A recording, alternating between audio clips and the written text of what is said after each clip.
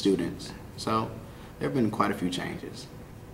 I think my favorite thing was when we have the time where we used to go outside and play kickball and football and stuff like that with the kids. I think that was my favorite because it was fun and you got to know the kids on a deeper level than just teaching them music. It caused a bond where you could really get to know some of them on a personal level. Well, because these kids don't really do like much about music, we do basically try to do things based on like rhythm and pitch, learning notes, and we all just get together before we come in and just see what the target goal is, like just for the day. Yeah, certain kids who didn't necessarily talk much or just sat in class and be quiet, they'll sing along, they'll get up, clap their hands, they'll dance and stuff like that. So it's good.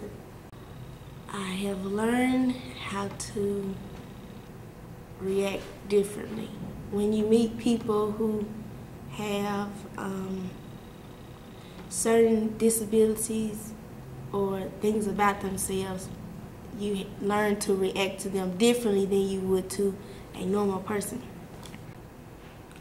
Well, since I've been here, I've actually decided that I don't want to necessarily be a performance major, that I would much rather do like music therapy, just as a way of enabling or helping people with mental disorders, kind of like the kids here. Our roles was to gather information, gather the supplies, the rain gear, the umbrellas, and we had people from all over giving money, from churches, from people at Jackson State, and along with different class members, because we got so excited to think about giving back to the community and doing service learning. And one thing that was really important is that in reading about service learning, I saw where Dr. Martin Luther King had said, everybody can be great and stuff. It would be great when we begin to serve. And we're just really hyped today about being here with the children and just serving and giving back to our community. That's what's coming. The project was as a vocalizer to make sure to get our class involved with what's going on, and also making sure that everybody takes a part in it. In my class, I made sure that our students knew that as working with us, that they need to also participate in bringing in items to make sure that everyone was participating, and also that they had a hand in making a difference. I believe that this is the future. Children are our future. They're going to be what we have to look forward to. So if we abandon them now, then our future will be lost. Okay. So if we take care of our future now, we'll have some. Definitely. In just serving the community and seeing the Jackson State as large, I see where what we do here will impact in Las Vegas, wherever. It is the point of just being able to serve your community and, make a difference. And I think that's why all of us are here on the earth, is to make a difference. Wonderful. And you said, just like us, where we have left our home to come here for continuing education. And as the children here grow up, they may do the same thing. So us helping them now could spread them out, to different areas, not only in the United States, but out into the world. So you're making a big difference, and also you're taking what you're doing here and you're making it global. And it's all about impacting the environment here in Jackson, here in Mississippi, but also in the nation. Thank you. Ms. Bishop told us that. And after she told us that, we said, we've got to do something to help them with regard to walking to school in that rain. Yeah. And so our students thought maybe rain gear might have protected them. Okay? Rain gear like umbrellas and raincoats. So our students got together and they sponsored this rain gear project. And they are about to present to you today the Rain Gear Project. Right?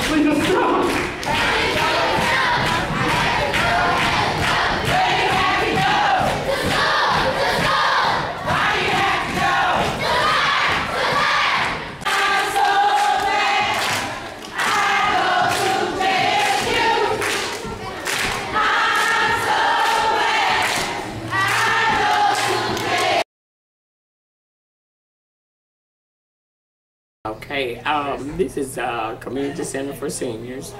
What they do here is arts and crafts, sewing, quilting, ceramics, making jewelry. It's like a home away from home to keep our seniors from sitting at the house by themselves, giving them activities. We do field tripping, going out to eat.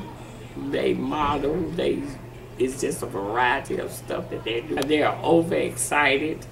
Some of them have worked on computers, but very few.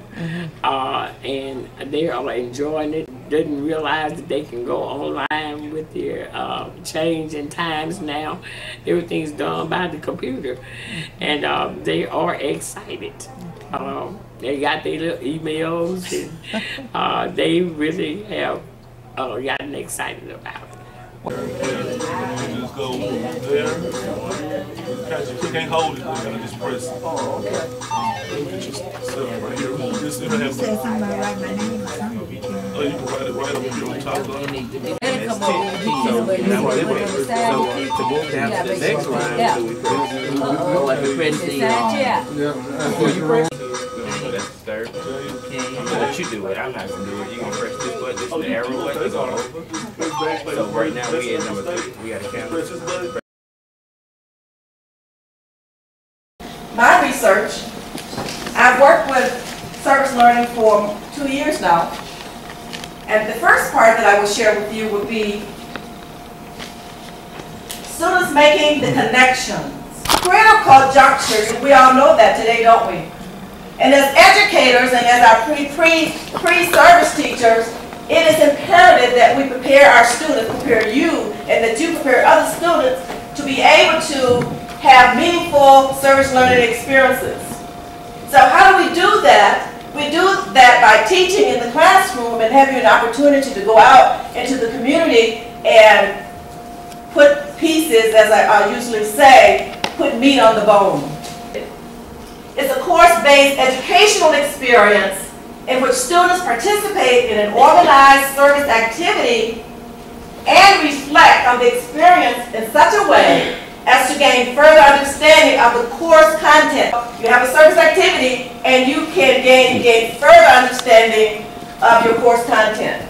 A broader appreciation also gives you a broader appreciation of the discipline, and it also helps you to become productive citizens. It also helps you to become lifelong learners and teach the students when we go out to those elementary schools. Once they've done that, they've done the research and gotten together, they had to put together their research, their lessons, and they had to teach those lessons to their peers. Had peer teaching. They critiqued each other. Now they're ready to go out to the schools, and you see here they went to Lee Elementary School, and these students are actually teaching those lessons that they early developed. They're teaching these lessons now to the students, and they actually have their control of these classes. We had 3rd grade, I think we had K4, 1st through 5th grade. We had 5 classes.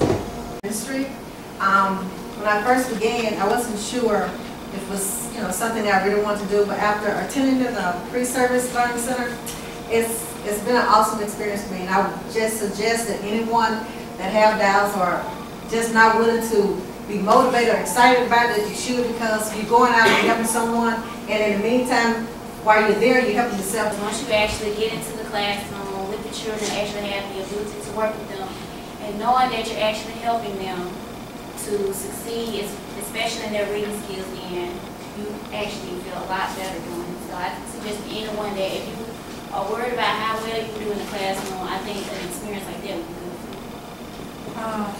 My name is Allison Worsley, and I was in the EDCI 100 class that did the financial literacy thing at Lee Elementary. And I just want to tell you that if you have any doubts about if you are actually helping or if the children are actually understanding what you're saying, they are, because you learn better. Like younger children learn better from people that can kind of, see eye to eye with, like our age, because usually their teachers are older. Well, good afternoon, everyone. She gave my name, Reva Brown T. I'm a new professor in the Department of Mass Communications, and the project that I want to tell you about is something that my students and I implemented my very first semester as a full-time professor. I'm a former journalist, former newspaper reporter, worked a little bit in PR. So being in academia was a little new for me, but we were able to pull off this project.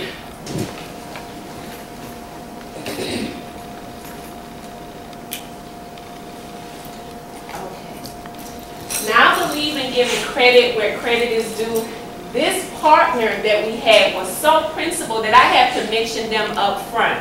Jackson State University's Department of Facilities and Construction Management, Wayne Goodwin and Jenny D. Griffin, because the nature of our project was to encourage students, faculty, staff, and the surrounding community to reduce, to recycle, to reuse, to go green, we had to involve the Department of Facilities and Construction Management. Well, if you have dresses made out of newspaper and plastic Walmart bags, you have to have partners. All of the newspapers in the Jackson metro area really teamed up. My trunk was full of newspapers that the Jackson Free Press donated. Our black newspapers, the Advocate, the Link, they also donated papers. This dress that you see on the right is a suit actually, and it's made from the Jackson Free Press. Advanced Disposal, they donated little bags and the cup warmer, huggy things, and we gave those out during intermission during the fashion show. Study society, so that anything that goes on within society is under the aspect of sociology in some way.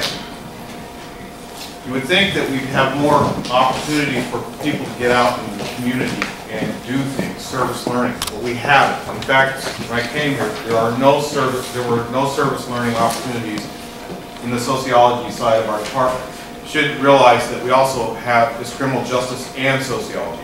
On the criminal justice side of the house, a lot of the folks do get to participate in service learning opportunities. They go to prisons and look at what's happening there and do all sorts of things, internships. On the sociology side, however, we haven't had anything, and this has been for decades.